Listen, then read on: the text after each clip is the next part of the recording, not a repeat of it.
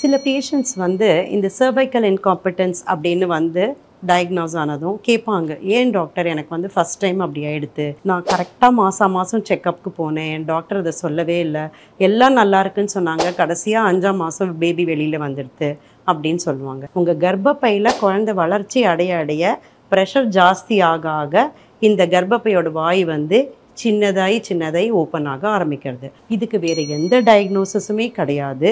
ஒரு ப்ரெக்னன்சி இந்த மாதிரி ஆனாதான் நம்மளுக்கு வந்து இந்த கர்ப்பப்பையில் இந்த ப்ராப்ளம் இருக்குது, கர்ப்பப்பை விரிவடைய இது ஓப்பன் ஆகுதுங்கிறது ஒரு ப்ரெக்னன்சியில் இந்த மாதிரி சிச்சுவேஷனை ஃபேஸ் பண்ணாதான் நம்மளுக்கு தெரியும். அதுக்கு ஒன்றும் இல்லைங்க, ஒரு சிம்பிள் ட்ரீட்மெண்ட் தான். அந்த கர்ப்பப்பையோட வாயை நம்ம வந்து தையல் போடுவோம். 3 மாதம் முடிஞ்சதும் ஃபஸ்ட் ட்ரைமஸ்டர் ஸ்க்ரீனிங் ஸ்கேன் அப்படின்னு ஒன்று பண்ணுவோம். டவுன் சிண்ட்ரோம் அதெல்லாம் இல்லைன்னு ரூல் அவுட் பண்ணாட்டு கீழேந்து சுருக்கு பை டைட் பண்ணுற மாதிரி நல்லா தையல் போட்டு டைட் பண்ணிவிடுவோம். அதுக்கப்புறம் உங்கள் கர்ப்பப்பை வளர்ந்தாலும் இது ஓப்பன் ஆகாமல் இருக்கும்.